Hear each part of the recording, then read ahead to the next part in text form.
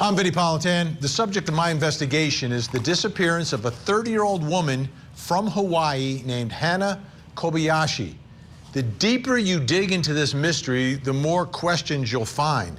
And now her family has found the answer they were looking for. Here's the story. On November 8th, 2024, 30-year-old Hannah Kobayashi took a flight from Maui to Los Angeles. She was on the flight with a couple of men that she knew, her ex-boyfriend and a Venezuelan man she was somehow involved with. Hannah was supposed to take a connecting flight from LA to JFK in New York. She had plans to spend time with an aunt in upstate New York and planned to photograph a show in Brooklyn on November 13th. Hannah never made the connecting flight. Over the next couple of days, she was spotted in LA and sent a Venmo payment to people her family did not recognize. On November 11th, the last day anyone heard from Hannah, her mother texted her, asking whether she made it to New York. Hannah responded no. Then there was one more unusual communication. Text messages to a friend saying she did not feel safe and someone was trying to steal her identity and money. All of this led to a desperate search by her family and the involvement of law enforcement as everyone was trying to figure out the mysterious disappearance of Hannah Kobayashi. And now her family reporting that Hannah has been located. It's rare that you hear those words, right? Hannah was missing, Hannah has been located, and that's the good news. That's the good news in this case. I want to read something. This is from the family attorney, Sarah Azari, who posted this on X, which is a statement on behalf of the family of Hannah Kobayashi. We are incredibly relieved and grateful that Hannah has been found safe. This past month has been an unimaginable ordeal for our family, and we kindly ask for privacy as we take the time to heal and process everything that we've been through. We want to express our heartfelt thanks to everyone who supported us during this difficult time. Your kindness and concern have meant the world to us. And that's from Brandy Yee and Sydney Kobayashi. And a lot of support, a lot of concern, and a lot of people were invested in this, in trying to figure this all out. But now that she's apparently been found safe, we go to our first question of our investigation, which is, where has Hannah been? You know, there were a lot of strange facts and strange circumstances surrounding all of this, and, you know, kind of makes your head spin a little bit. So now that she's back safe, I think everyone is wondering, where has Hannah been? Joining me to help us through all of this tonight, missing persons private investigator who volunteered to work the search for Hannah, Steve Fisher, is with us, and host of the Outlier podcast and Pop Crime TV reporter, Lauren Conlon. Thank you both for being here. Steve, let me start with you first. Just a reaction to the fact that she has been found safe. Surprising, not surprising? No, I expected this, actually. I about 2 days into the search, had figured out that this was a voluntary missing persons case, and was kind of being spun a different. I did expect this. I actually didn't think it would take. Kind of surprised, but this is what I expected. Now, let's take a look at part of the timeline of this case, because I think it gets us to the point where we can kind of figure out what was going on here. November 8th is the flight from Maui that she's on that lands at LAX. That's Los Angeles. Hannah does not board then the scheduled connecting flight to New York. On November 9th, Hannah is spotted at a bookstore in the Grove Shopping Mall in Hollywood. On November 10th, Hannah is seen at an event at the Nike store at that same mall, the Grove. November 11th, the next day, she is seen boarding an LAX Metro C at Aviation Century Station. That's a train or a subway that'll take you back to the airport. November 11th, she retrieved her luggage from LAX because it had been forwarded on that connecting flight. Then it returned to LAX, and she goes and retrieves it on the 11th.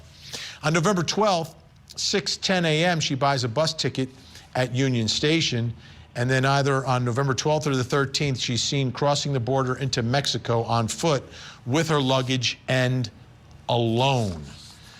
So let's get to our question here. Where has Hannah been? Lauren Conlon, it seemed like a lot of time in L.A. and then, I guess, to Mexico, unless there's more to this story somewhere. Sure, Vinny. As of right now, all we know is that she was found in Mexico. And what's also really interesting is that the LAPD made a statement saying, we haven't seen Hannah either. We don't expect to see her. We don't need her to make any kind of statement unless she wants to, which I was like, well, wait, who has actually seen Hannah Kobayashi? Who can actually confirm that she's okay besides her family? And I want to go back to the fact that she had a passport, Vinny. She had a passport in her possession, which in my opinion makes this whole thing premeditated. Yeah, Steve, let me follow up on that with you.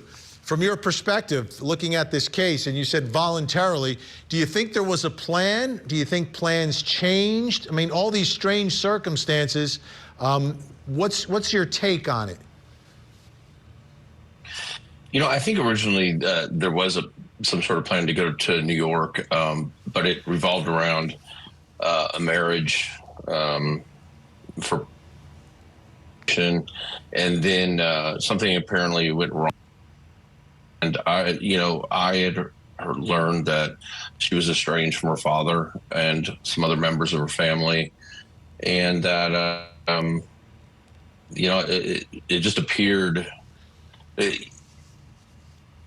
The search when they called for volunteers, because it was literally happening in my backyard, it was being pushed to us that this was an abduction and that they had proof that she was being drugged and she was with this African-American male on the metro. And as I dug into it, I just found out that simply, wasn't the case. She was at the Grove, which is one of the most upscale shopping centers in LA, 2 different times. And, nothing was adding up, but we kept being told that we were told on the 11th that she looked dire getting off the metro and appeared drugged and whatnot. And then I talked to Greyhound and found out just hours later on the morning of the 12th, she was fine and buying a ticket. San Ysidro, had her bags, just showered, dressed in clean clothes. So it was 2 different stories, Yeah, Lauren, this is, I think, part of the draw to all of this, right? If someone is abducted at an airport, everyone's, concerned about trafficking and things like that. And if it's your family member, if it's your loved one, you're going to be concerned about that as well.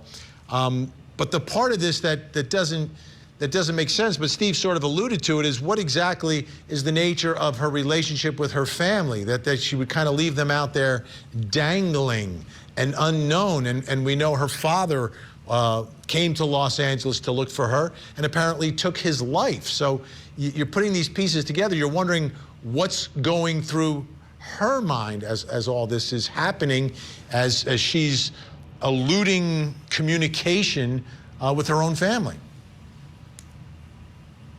Yes, it's incredibly suspect. It's incredibly confusing. And I cannot get over her father's suicide. I've thought about this, gosh, for so long now. Why would he do something like this? What was going on? Did he know something? And going back to Hannah's family statement, I found the statement to be a little bit odd, Vinny. I feel like, time to heal, time to grieve would maybe come after, their father passed away. But now that they found Hannah safe, I feel like this would be time for joy and celebration. And I also wanted to add that I found it interesting that the police and law enforcement in Tijuana, they believed that little had been done to spread the word locally about her disappearance, and that basically nobody locally even had heard about Hannah or her case. And I also want to go back to what Steve said. I did not realize that they were doing the whole Susan Smith thing and blaming a black man. That's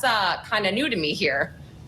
Steve, was there any sense that she knew what was going on, that she knew about this search, that she knew that everyone was talking about this case, that the family had come to Los Angeles? Is there any information one way or the other that she was aware of any of this? I don't have any firm information, but one thing I'll say is I'm very familiar with the area that she went to. My brother actually owns a couple hotels down there, so I'm there quite a bit. It's a expat community. It's about 60 miles south of Tijuana on the coast, and they all have, literally every place there has satellite dish and all have American TV. So I think she probably knew what was going on. But I also think, and I'm in no way defending what she did, or if she did it when she knew what was going on, she should have come forward. But she's not the one who called for this search. She was on the 12th before her family ever even made it. And I believe the family had an indication where she was long before they said so, because that news about the Greyhound, I knew to LAPD. They said that they had just to view the footage with Customs and Border Patrol, but that the footage of her buying the Greyhound ticket was new. So I believe this got dragged out a lot longer than it should have, and she didn't call for this search, and she didn't, and the family didn't do much to wind it down either. And I did, ask. I did say that I felt it needed to be, but they wanted to control the narrative. Well, we've got a lot more to cover. I was told. All right, Steve Fisher, Lauren Conlon, going to stay with us. Coming up next, what happens next? We reviewed video surveillance from U.S. Customs and Border Protection, which clearly shows Kobayashi crossing the United States border on foot into Mexico. She was alone with her luggage and appeared unharmed. Mystery in the Deep South. An Ole Miss student goes missing. Now a graduate stands trial for his murder. We'll take you inside the case that shocked the college community. The missing student murder trial. Live coverage weekday mornings on Court TV. It's the biggest story that we're covering. He is the boogeyman. Lori Daybell. She said, I will have you destroyed. She's got another murder trial coming up. A social media sensation, now a suspected killer.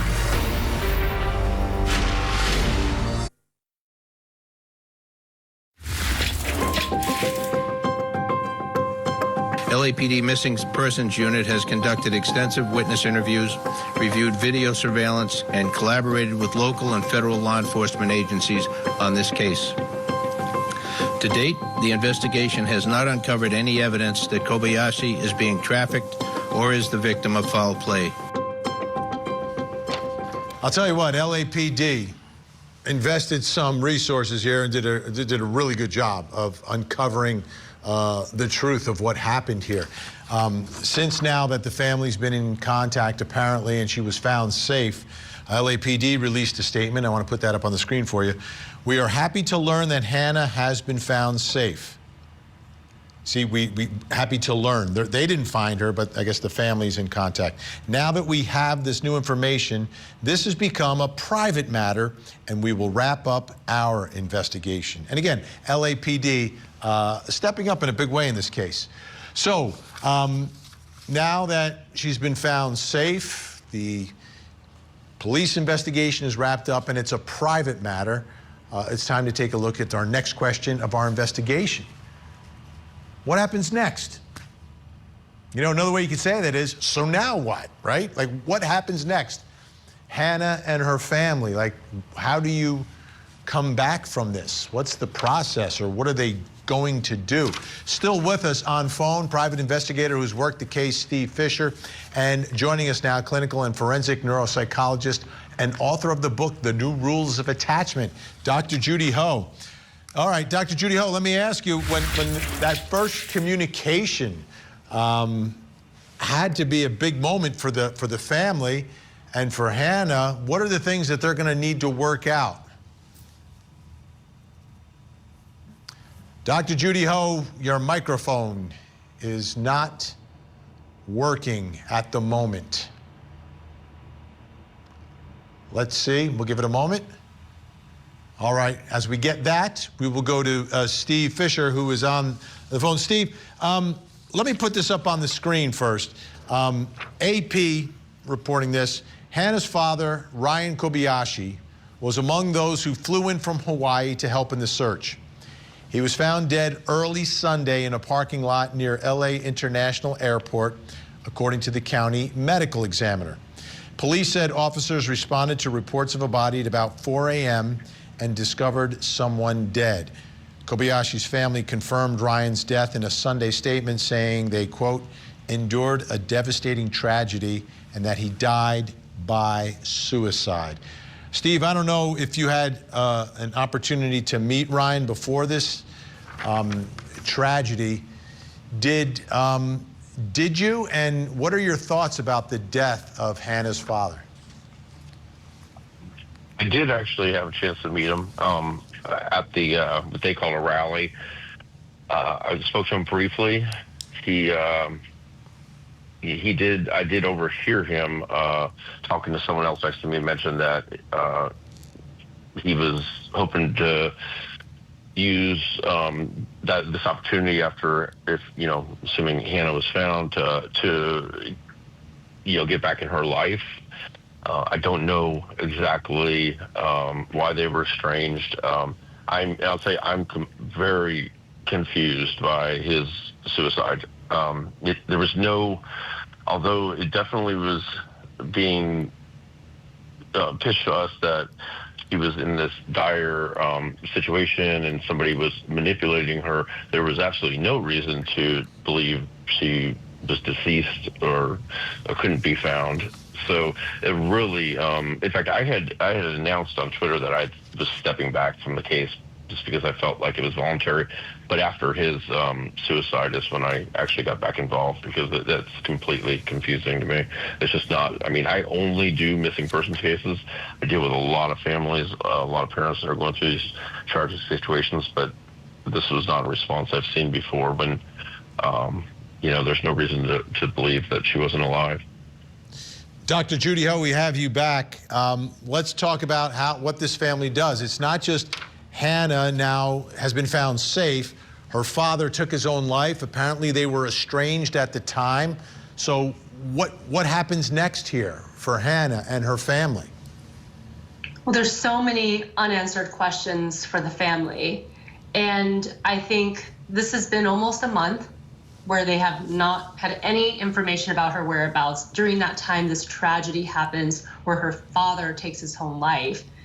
And of course, the family wants these answers. And I understand that the family is saying, hey, now this is a private matter. Please respect our privacy. We found her. We're going to get to the bottom of it. But where do you even start as a family to heal from this and to get the answers that they want? I don't think that they're ever going to get the answers that they want. Everybody probably wants a different answer. They want an explanation for every single moment that she hasn't been around, or those cryptic messages that didn't sound like her, those text messages that just were out of character. And I'm not sure if she's going to be able to provide answers that satisfy everybody in the entire family. There's a lot of grief and loss going on top of everything. And I wonder if there will be any level of concern, whether it's resentment, blame, whether Hannah blames herself or someone else in the family blames her. How do they work through that? Because you can't disconnect his death and her going voluntarily missing. So how should they approach that part of it? Well, it's so hard because, of course, there's been people that are surmising that he took his own life because there were internet trolls blaming him, harassing him while he was in the middle of this search. And I think that it's easy sometimes in a tragedy when you don't have answers to blame someone, because it actually makes you feel this temporary sense of control.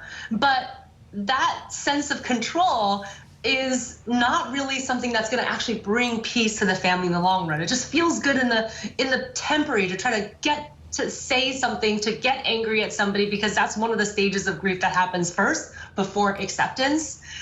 But I think this family needs to stay together and bind together, because of course Hannah did not know that that was going to happen to her father. And I think they need to rally around Hannah because she's been through something, and they need to find out and be together as a family now and try to stay connected and have those good relationships so that they can help each other heal. Steve, do you think we'll hear from this family again? Do you think we'll hear from Hannah? You know, something tells me that I think we will hear from Hannah. I think we're essentially done hearing from the rest of the family. I think, you know, there's some, you know, listen, this is a tough bell to unring, right? I mean, there's a lot of people that are upset because they've found out that it wasn't exactly what we were told and what they donated time and money to, and it was probably dragged out a little longer than it should have. I'm not so sure that they haven't been in touch with her for a little while. Going back, you know, up to a week. So, yeah, but I think Hannah is going to want to tell her side of the story, because I do think that she's going to get a lot of grief over her father. And I haven't, there might be more to that story. I think so, and we've got more to cover here. Up next, who are the men in Hannah's life?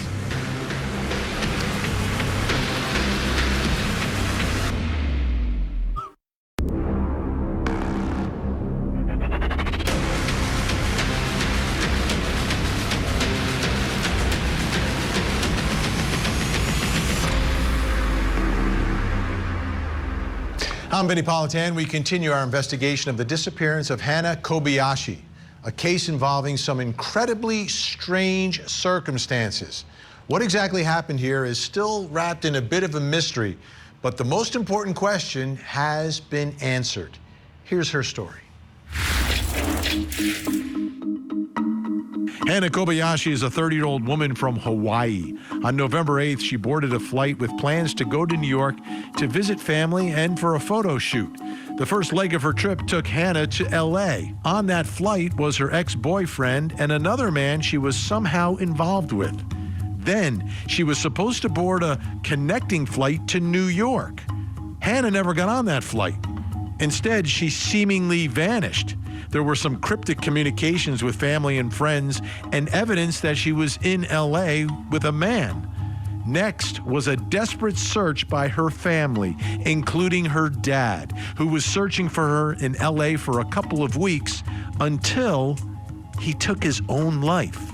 Meanwhile, law enforcement was able to track Hannah's movements and determined she is voluntarily missing somewhere in Mexico. Her heartbroken family continued the search and now reports that Hannah has been located and safe.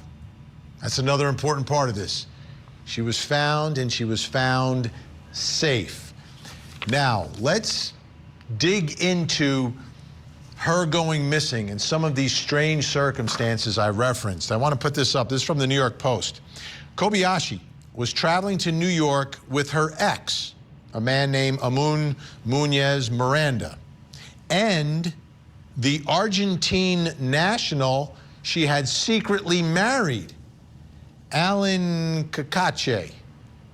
Sources confirmed to the Post. This is who she's traveling to New York with. What's going on here? She's with her ex, she's with a secret husband. Brings me to my next question. Who were the men in Hannah's life?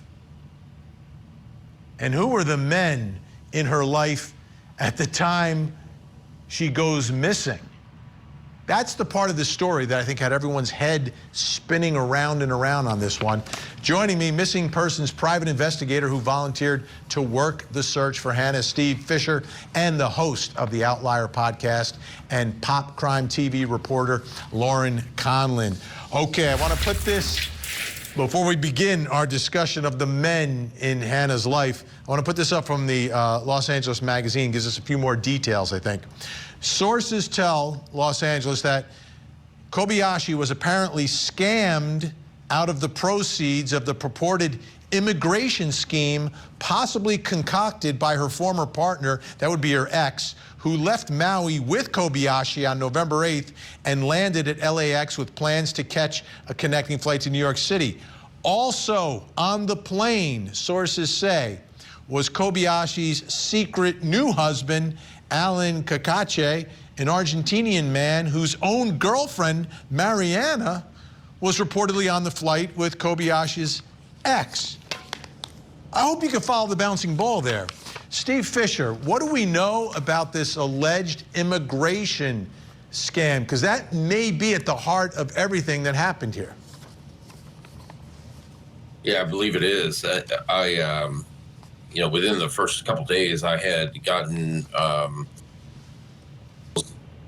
initially regarding her ex-boyfriend being married to a woman in a marriage for money type scam. And then shortly after that, I learned that he had tried to recruit people, and Hannah had gone along with it. And Hannah was indeed involved in one of these. And in fact, it was a couple. And so her ex is married, at least on paper, to the female, and then she's married to Alan, and you know the other two are actually a couple. It's a really confusing situation. Wait, let's do that one more time. So you've got Kobayashi and her ex, right? They're on the plane, but they're with two different people who are themselves actually a couple.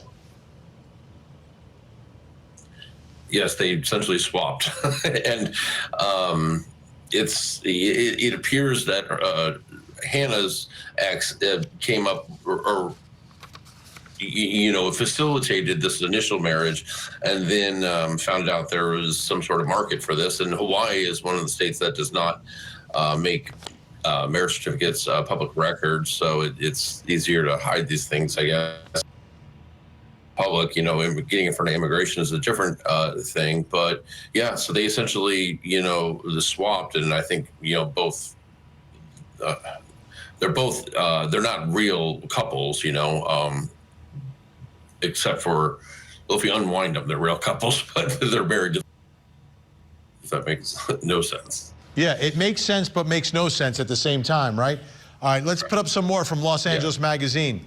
The possible visa scam was uncovered, sources told Los Angeles, by Kobayashi's mother, who discovered immigration documents in her daughter's home in Hawaii that listed an immigration attorney. That attorney was not cooperative with the mom. One source close to the investigation said her family then turned over the alleged information to law enforcement immediately upon receipt, they said in a statement released by their Los Angeles attorney, Sarah Azari. So Lauren Conlin, to me, this could explain why she's missing, right? Like, she's involved in this. Maybe she doesn't want to own up to it. She doesn't want to explain what was actually going on in that plane. But then the other part of it is, I guess, on the way to New York, something happens in LA that makes the whole thing sort of implode on her.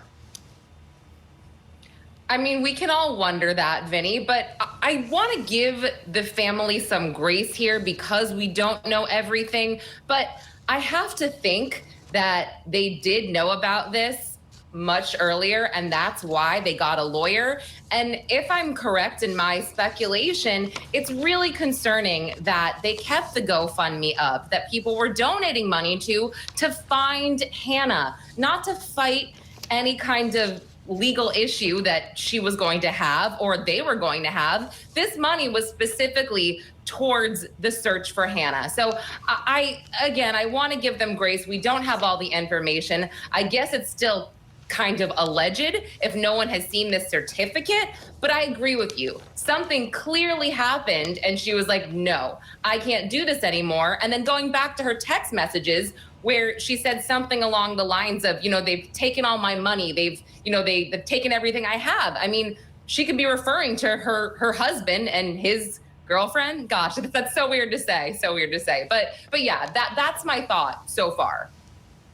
Now, we've got one more man to talk about. This is from People magazine. Hannah Kobayashi spent the night in Los Angeles. This is, after she does not take that connecting flight, with a stranger she happened to meet near the airport. He and Kobayashi met at LAX's train stop and struck up a conversation around 9 p.m. on November 11th as she was leaving the airport after getting her luggage back. The man described Kobayashi as a free spirit, but said she seemed coherent and normal. She didn't seem scared. She said she wanted to go see the Redwoods and also mentioned plans to be in New York. Once at Union Station, Kobayashi and the man spent several more hours and ate dinner. They went to sleep in a waiting area, as travelers sometimes do. And then Kobayashi got up by herself, gathered her luggage, and walked off on her own, Franco says. These things we were able to corroborate, Oldfield says. And then she bought a bus ticket at 6:10 a.m. and boarded it afterwards, and then arrived at the border 4 hours after that, and then walked into Tijuana around noon. So, Steve, this man is just just happens to meet at the airport. And I guess that was the man that the family said they were concerned about because they didn't know who he was, and they saw some or heard something about this? Exactly. And this is the part that we were told. In fact, they said that they had that she was being drugged by this man, and that she looked horrible in the photo getting off the metro near Crypto.com arena, and and that's on the 11th, and then on the 12th we know she's buying a ticket at 6:10 a.m. and she looks fine. They've released the surveillance photo of her at the Greyhound. But they really laid into this guy, and they said they had no idea who he was. Yet when I would go to places that the family had gone looking for her, I was told that they were showing a profile to them, asking if they had seen him. So they knew who he was. And also there was a woman on the metro with Hannah and this man, and she talked about how it was a completely normal conversation on her way home from a sporting event.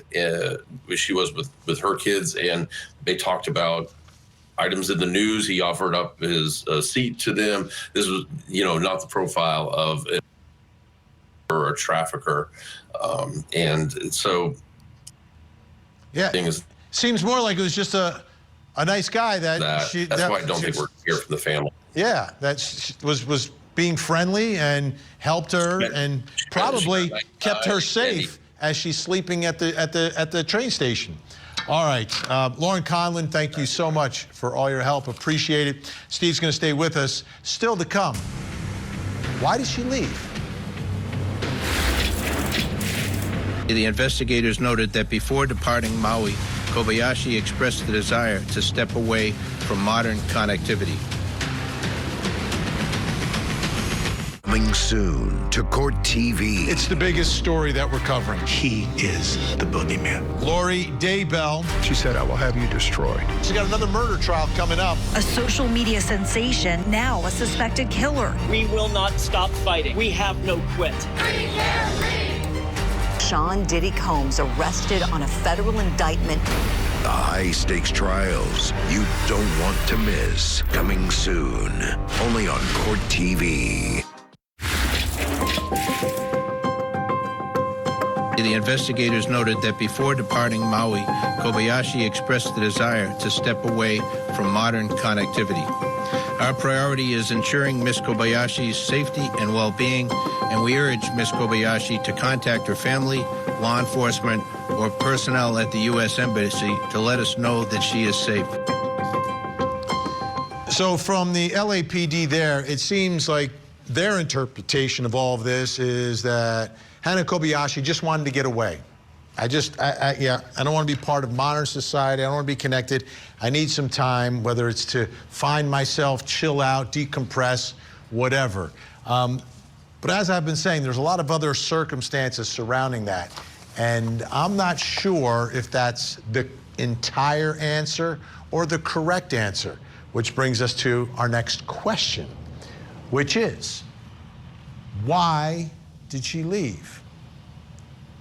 I understand what LAPD is saying. I just think it's a little more layered than that. I think there's a little more to it than I just want to chill out, because there were too many strange things happening around that time. Still with us, we've got him back on the phone, private investigator who has worked the case, Steve Fisher, and joining us, clinical and forensic neuropsychologist and author of the book, The New Rules of Attachment, Dr. Judy Ho. I want to go to something that the family said. Now, before finally making contact with Hannah, her family hadn't heard from her in a month, and the last messages they received from her concerned them, so much so that they spoke out about it to several media outlets during the search. Here's what they told NBC News in an interview Ellison Barber posted on TikTok. It started to get extremely strange and scary.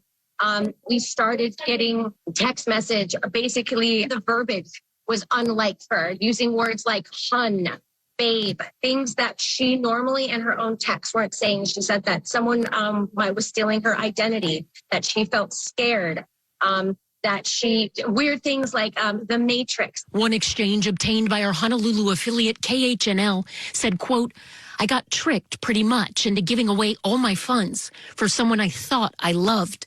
It's been really scary. All right, Steve Fisher, I want to go to you first. From your perspective, we know she voluntarily left, but what's your take on why she left? And what about the issue with the money, that she was tricked by someone that she thought she loved? Well, I do believe there's probably truth in that she got beat out of some money. I don't really necessarily entirely buy the wanted to just disconnect thing. I think I think she has an estranged relationship with some members of her family. I think she was probably angry at that, and I personally I don't have any I'm not holding anything back on this. I believe that there's much more to the situation with the father, and I think that plays into it. And and some other family members, and I think she just went off and did her own thing, and then this thing spun up pretty quickly, and I do believe she probably learned it was going on fairly early into it, but it just just got out of control, and I think the family had a much better idea of what was really happening than they indicated. So let me ask you, Dr. Judy Ho, how important is it for her at this point to come to terms with why she left? Because it would seem to me that is something that needs to be fixed. Right, Vinnie. I mean, there's a lot more, like Steve just said, that meets the eye. I think that just to say that somebody wanted to disconnect from social media, sure, maybe part of the issue, but why does she want to disconnect? It's a pretty extreme thing that's been happening the last month. So, as Steve indicated, there could be conflicting family relationships that haven't been discussed, other things that have been going on. There's a reason why they were already in conflict, it seems, prior to her departure. And whether or not there is any truth to her actually being the person who was sending these texts about perhaps being roped into some money laundering scheme by somebody she thought that she cared about. Well, usually people don't get pulled into those schemes if they're feeling connected, if they're feeling cared for by other people in their life. Oftentimes, people who end up being the victims of those types of scams, if that's even what's going on, tend to be more disconnected, tend to be lonely. They're looking for connection. They're looking for a purpose. And the perpetrators get a whiff of that, and they know to attack their vulnerabilities. Now, we also have some text messages that the New York Post found. This is interesting. These are texts from Hannah to a friend. I got hacked. Hacked by who? Stripped of my identity. I can't fly. Wait, what? How did you get to LA from Maui? Some weird bleep babe. Explain so I can try to help. I can't go to the PO, and I think what she's saying there is police. Explain it to me so that I can try to be of help to you. I got tricked pretty much into giving away all my funds for someone I thought I loved. I've been on the streets. Steve, do you think that she's been living on the streets?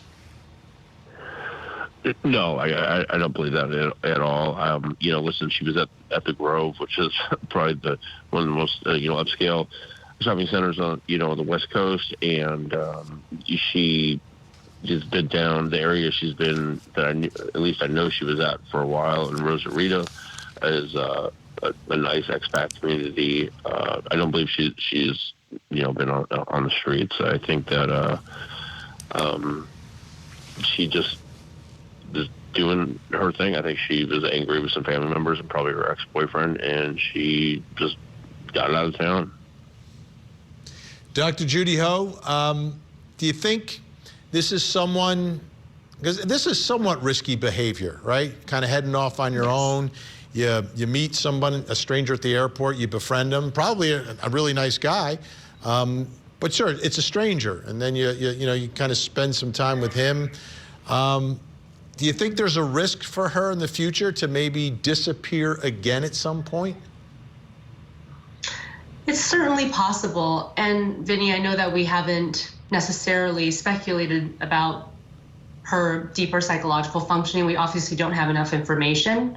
I know that there have been some internet sleuths who have said, hey, you know what, maybe there's some signs of a psychosis. Obviously, that is a theory. It's possible because there is some delusional types of thinking perhaps in those texts. If that's not real, then that's a delusion, right? If those things are not actually happening to her, then those are delusions. Those are fixed beliefs that are false. But also there's a little known psychological concern called dissociative fugue. And sometimes when people are under extreme stress, they essentially end up traveling great distances. Sometimes they'll even change their identity. They'll say that they forget who they are. Sometimes that's real and sometimes that's temporary, but it's thought to be a stress response. It's essentially thought to be a type of a post-traumatic stress reaction. And people who have dissociative fugues may have them again in the future. Like if you have one episode, it's possible you'll have another one. All right, Dr. Judy Ho, thank you so much for all your insight. Steve Fisher, appreciate you joining us tonight. And because of the nature of your work, if we could ever help you out by publicizing one of the cases that you're working on that you might need some publicity on, please let us know, Steve. Thanks so much. I would really appreciate that. Thank you for having me. All right. Now, unfortunately, it's rare when we investigate a missing person that they're found safe, but here that's the case. What an amazing blessing for this family, something they should cherish. But they will do that. It's going to be difficult to forget the heartbreak of Hannah's dad, who searched for her until he took his own life. That is so incredibly sad. But hopefully, he's resting in peace now that Hannah is safe. I'm Vinnie Politan. We'll keep digging for answers as the investigation continues.